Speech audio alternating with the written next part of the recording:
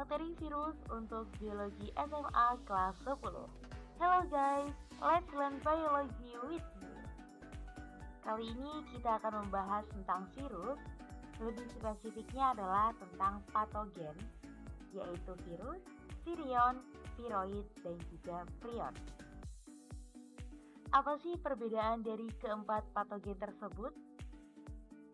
Untuk mempelajari perbedaan keempat patogen tersebut, mari kita perhatikan gambar berikut ini.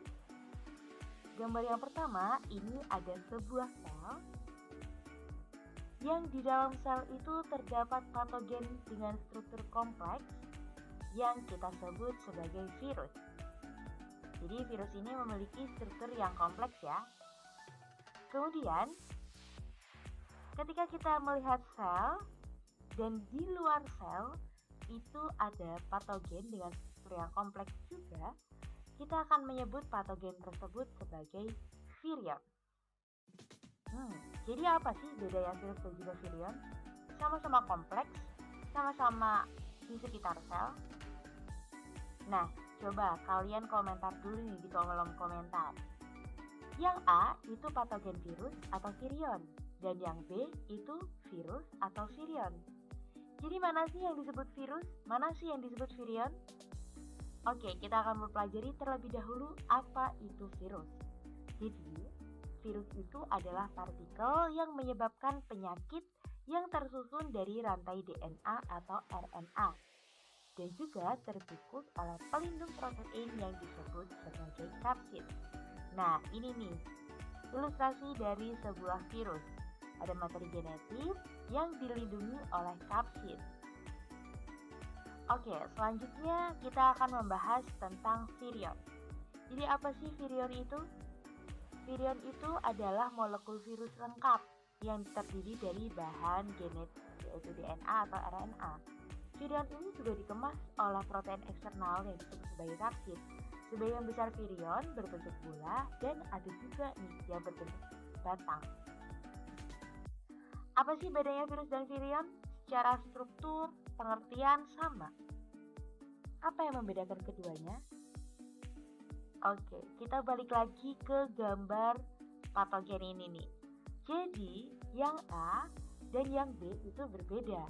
A adalah virion dan B adalah virus. Kenapa? Karena gambar A itu terlihat ya di luar sel, sedangkan gambar B itu sudah menempel pada sel, di dalam sel. Jadi itulah yang membedakan antara virus dan juga virion. Lebih jelasnya lagi, kita akan melihat di sini nih. Jadi kalau virus itu adalah patogen kompleks yang berada pada fase intraseluler. In, di dalam. Jadi virus itu ketika di dalam sel, fase intraseluler. Sedangkan virion itu ketika pada fase ekstraseluler. Di luar. Oke, jadi kalau virion itu ketika di luar sel, virus ketika di dalam sel.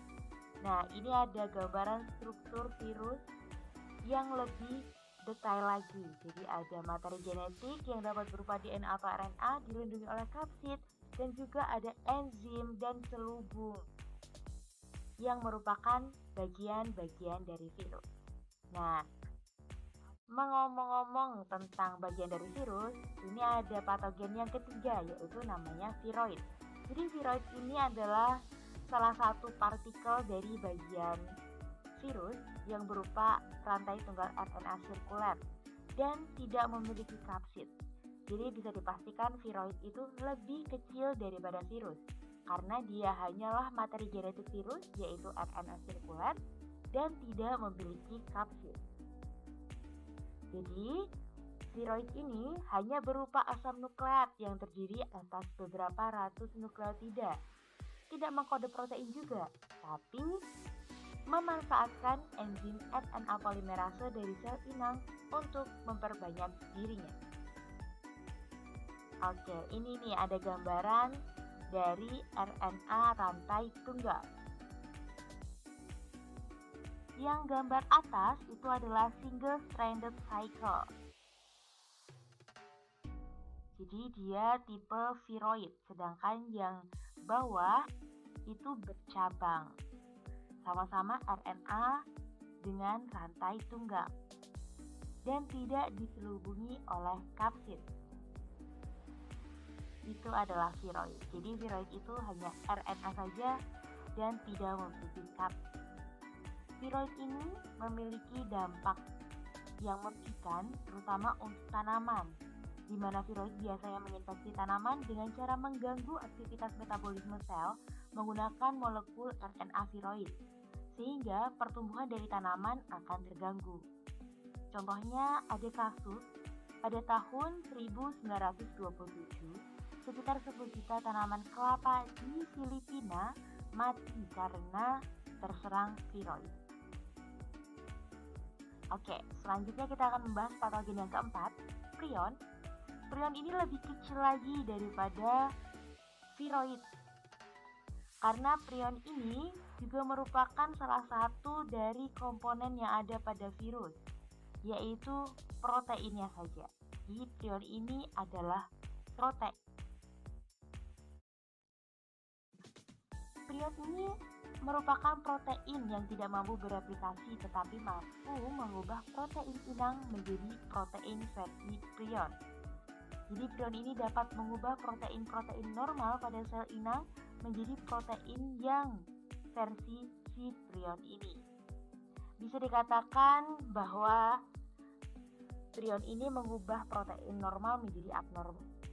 Dapat dilihat di sini ada gambar protein alpha helix yang merupakan protein normal dari sel, membran sel, dan juga ada protein versi prion.